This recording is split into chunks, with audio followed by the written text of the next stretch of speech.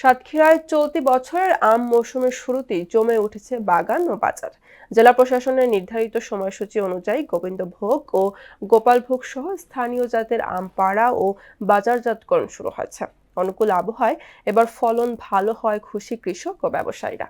সাতক্ষীরার আম এবারও দেশের চাহিদা মিটিয়ে বিদেশের বাজারে রফতানি হবে বলে আশা সংশ্লিষ্টদের। আব্দুল জলিলের তথ্য চিত্রে মিশাল বিনতে আনোয়ারের ডেস্ক রিপোর্ট। সাতক্ষীরায় ৫ মে মঙ্গলবার থেকে আনুষ্ঠানিকভাবে শুরু হয়েছে আম আহরণ। সদর উপজেলার একটি আম বাগানে এই কার্যক্রমের উদ্বোধন করেন ভারপ্রাপ্ত জেলা প্রশাসক বিষ্ণুপদ পাল। প্রথম দিন থেকে বাগানগুলোতে চলছে গোবিন্দভোগ, গোপালভোগ সহ স্থানীয় সুস্বাদু জাতের আম পাড়ার ধুম।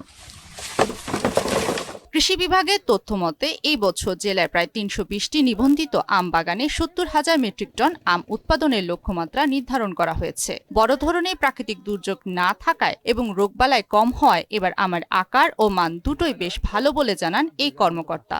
এবছরের ফলন সবচাইতে ভালো এবং আশা করি যে কৃষকরা লাভবান হবেন।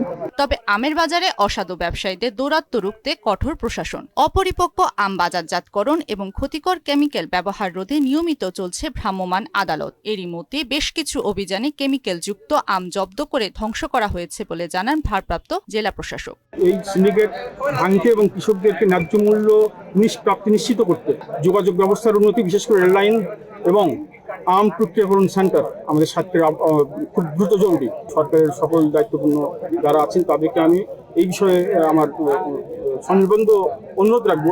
বাজারে এখন রাজত্ব করছে সবুজ ও সুগন্ধি গোবিন্দভোগ। মৌসুমী এই ফলের স্বাদ নিতে ভিড় করছেন ক্রেতারা। ব্যবসায়ীরাও আশা করছেন ন্যায্য মূল্য পেলে এবার গেল বছরের লোকসান কাটিয়ে উঠতে পারবেন তারা। আমরা আশা করছি যে এই যে এক মাসে প্রায় ৩০০ থেকে ৩৫০ কোটি টাকার বাণিজ্য এই সাতক্ষীরা জেলাতে হবে এবং আমের ফলনও খুবই ভালো।